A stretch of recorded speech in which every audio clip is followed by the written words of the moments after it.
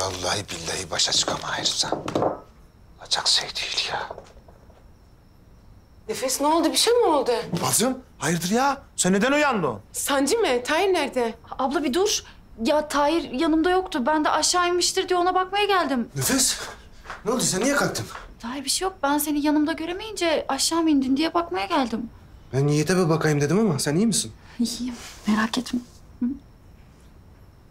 Ay Allah nazarlardan saklasın. Amin.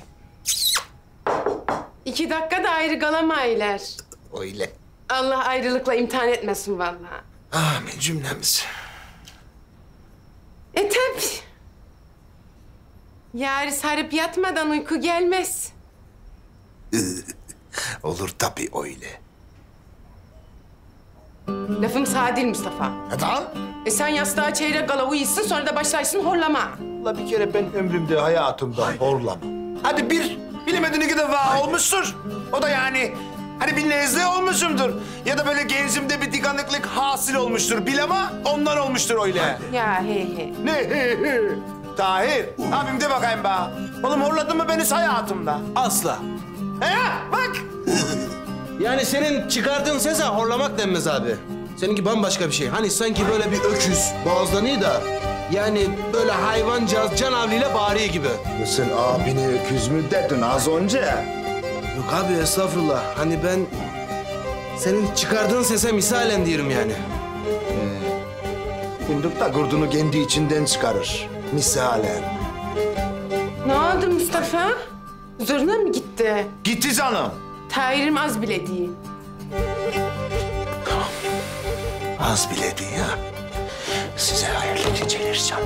Abi etme. Abla niye yapıyorsun? Ne yapayım? Çok hoşuma gitti.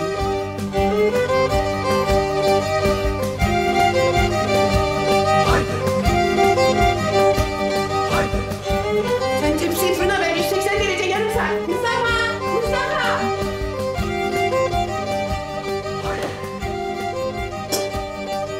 Asiye abla da yalnız az değil.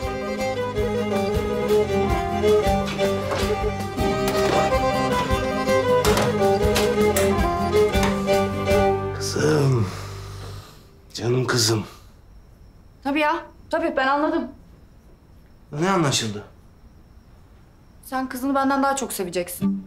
Tabii o senin kızın, ben elin kızıyım. Nefes. Sen Asiye yengeme az değil diyorsun ama... ...sende maşallahın var. Doğru mu yanlış mı? Doğru tabii. Lan sen şaka mı ettin? Tabii şaka yapıyorum. Sen anlamadın mı? Vallahi ben ne zaman ciddi ne zaman şaka kavrayamayırım Nefes. Ben her zaman ciddiye alıyorum ki işim sağlam çıksın. Hayır. Gel. Gel yatalım sabah erken kalkacağız gel. Allah'tan horlamıyorsun. Yoksa yastığını verirdim, şu sedirde yatardın. Kalkacağız söz vermeyeyim.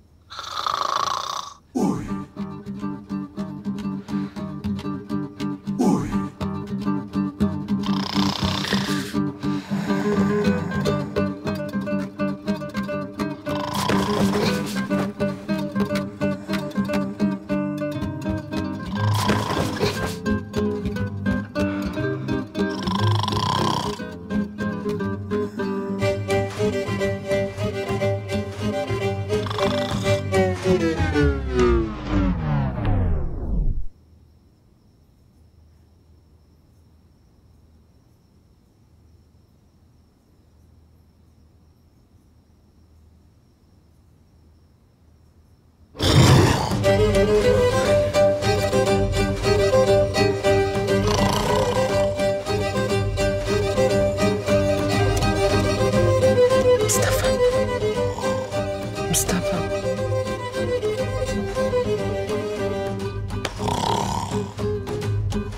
Ağza bak ya, ayıcık. Mustafa, horlaysın uyuyamayırım. Kalk haydi.